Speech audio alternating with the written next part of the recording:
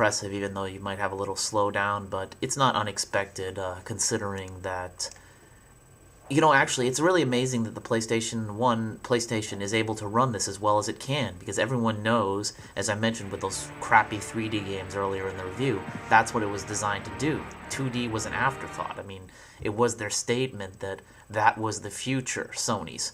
That 2D was no good, it was old, it was the second generation, it was for it's no good.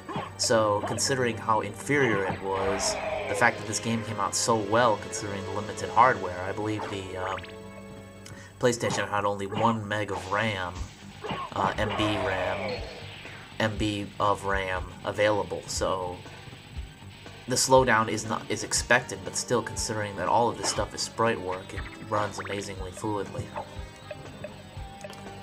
The music also is totally revolutionary, fitting in with the game, how everything was changed. Before, it wasn't uncommon to have, pieces of various musical genres. You had the classical type, maybe Vampire Killer, the rock, Simon's theme, but this really feels like it's a perfect example of the amalgamation of the new music is The Tragic Prince, or the title I prefer, The Young Nobleman of Sadness. It's got like a section for everything. Starts off with like some strings, and you got a little percussion, then an awesome electric guitar. It's just like such an inspired composition, and really sums up the essence of this new music very well. It's so good that you can even ignore one of the few game's faults. Later on, when you get to the Inverted Castle, everyone knows about it, I know. There are only really 2 pieces of music in it, the final toccata and Lost Painting, and having to wander the whole castle with hearing only those two tunes over and over again can get grating, but they're such skilled compositions by Michiru Yamane again, really coming into her own. Like, people would remember her for this title, that the compositions are so skilled that you don't mind that they just keep repeating over and over again. Certainly not in the case of Lost Painting. It's probably one of the finest video game tunes I've ever heard. I tried putting it on Screw Attack's top 10. Didn't get picked, of course. Ugh. Just kidding. Top 10 video game tunes. That is. It was a good list, but, not everybody could have been pleased. Speaking of not pleased, it was a little bit of a surprise, considering the pedigree of Castlevania games, that we didn't see any beginning Vampire Killer or Bloody Tears in here. Simon's Theme was another classic by this time, but it's expected that you wouldn't necessarily find a rendition of this in this game. Now, this was something curious. It probably was done to just fit in with the new character scheme and the new style of the game, not to have, the standard homages in certain areas. Maybe they just didn't think it would fit with the new style of gameplay. But this was remedied in the Saturn version, which we'll talk about later on.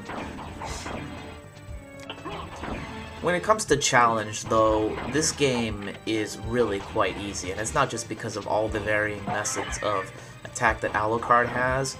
There are very few enemies that are challenging, even with basic skills. Simple sword, or using just a combination of your weapons and your sub-weapons, you can really do away with most of the bosses pretty easily. And then, if you need like additional help, you've got your magic, and later on you got various other forms to take advantage of. That's another cool aspect of the gameplay, how he also has 3 forms of varying use. It just fits in with the whole badass aspect again. Anyway, back to challenge. As I had said in Dracula X, he's the hardest Dracula by far. This game has the easiest Dracula by far. He has a very imposing final form, but he's not difficult at all, even with the equipment that's easy to find. And of course, if you go for the Chrysogram, which I think everybody knows, he's toast in like seconds. And then there's, of course, the shield rod. It's just, all these things really could be, if you're going to make a criticism, you could say all this stuff is game-breaking, but because you don't have to use it, I don't think challenge should have points deducted from it necessarily because of that. As I said earlier, the hardest thing in the game is probably Galamoth, and he can be taken down by the easy methods also, and there's specific techniques to fighting him too. It really is not a problem because, considering the way games were going, especially with the whole adult-orientated goal that Sony was going for with the PlayStation, difficulty really was becoming a thing of the past. In fact, there might have been some games that were hard during the PlayStation generation, 1995 to about 2000, but it really wasn't emphasized, and if they were hard, they probably didn't do very well.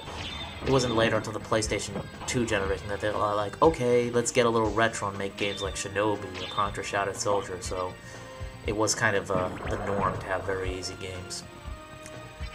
Fun factor, I think I was clear enough in my extensive praise for the game earlier before the actual breaking down of the scores, but this game is amazingly fun. There's just so many ways you can play it, so many things you can do. There's a good amount of bonus modes, even for the PlayStation version of the game. You can do runs without any items. You can do magic run only, no healing items.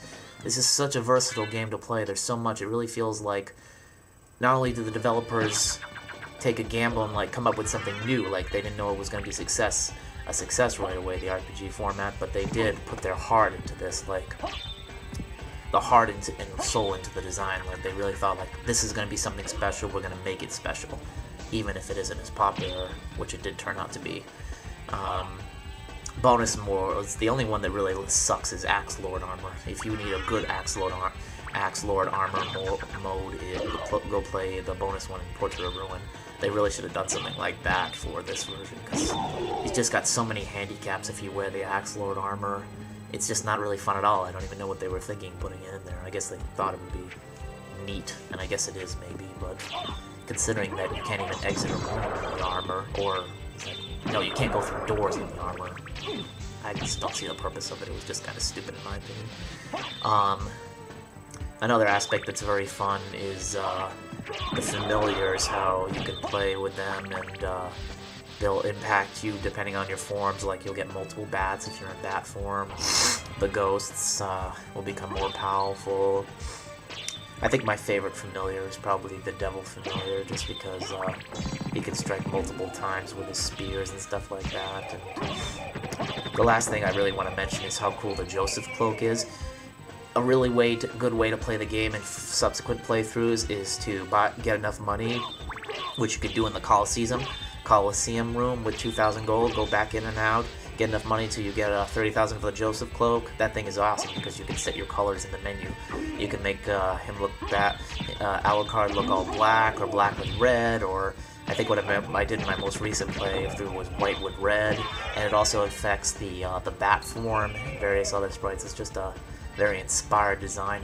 It'd be cool if they would bring that back in some way to alter the forms, because it was badass. I think I've said enough about the PlayStation version. We can really go on and on and on, but maybe I'll come back to mention more in my next part, which will focus on the unique elements of the Saturn version, and maybe even a comparison, what I think was better. I'll see you then.